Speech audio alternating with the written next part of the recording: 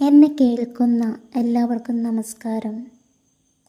കള്ളക്കർക്കിടകത്തിലെ നാട്ടുവൈദ്യങ്ങൾ എന്ന സീരീസിൻ്റെ 5ാം ഭാഗത്തിലേക്ക് എല്ലാവർക്കും സ്വാഗതം. നമ്മൾ ഇന്ന് പരിചയപ്പെടുന്ന ദശപുഷ്പം കണ്ടാൽ ശരിക്കും ഒരു മുയലിൻ്റെ ചെവി പോലെ തോന്നിപ്പിക്കുന്ന മുയൽച്ചെവിയനാണ്. നമ്മുടെ തൊടിയിലും വഴിയരികിലും വളരെ സാധാരണമായി കണ്ടുവരുന്ന ഈ ചെടി കർക്കിടകത്തിലെ തണുപ്പുകാല അസുഖങ്ങളെ നേരിടാൻ നമ്മുടെ പൂർവ്വികർ കണ്ടെത്തിയ വലിയൊരു ആയുധമാണ്.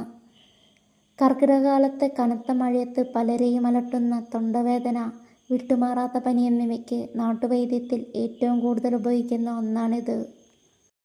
നെഞ്ചിൽ കെട്ടിക്കിടക്കുന്ന കഫത്തെ അലിയിച്ചു കളയാനും കണ്ണുവേദന, വിട്ടുമാറാത്ത തലവേദന എന്നിവയ്ക്ക് പെട്ടെന്ന് ആശ്വാസം നൽകാനും മുയൽച്ചെവിയൻ്റെ നീരിന് അസാമാന്യ കഴിവുണ്ട്. ശരീരത്തിലെ അണുബാധകളെ തടയാനും രക്തശുദ്ധി വരുത്താനും ദഹനം മെച്ചപ്പെടുത്താനും സഹായിക്കുന്ന മുയൽച്ചെവിയൻ വേരും പൂവും അടക്കം സമൂലമായി പറിച്ചു കഴുകി വൃത്തിയാക്കിയാണ് കർക്കിടകക്കഞ്ഞിയിൽ ചേർക്കാൻ ഉപയോഗിക്കുന്നത്. നിങ്ങളുടെ അഭിപ്രായങ്ങൾ കമൻറ്റ് ചെയ്യുമല്ലോ. മുയൽച്ചെവിയൻ്റെ അത്ഭുത ഗുണങ്ങൾ നമ്മൾ പറഞ്ഞു കഴിഞ്ഞു. ദശപുഷ്പങ്ങളുടെ 4ാമത്തെ ചെടിയുമായി അടുത്ത എപ്പിസോഡിൽ വീണ്ടും കാണാം. കാത്തിരിക്കുമല്ലോ.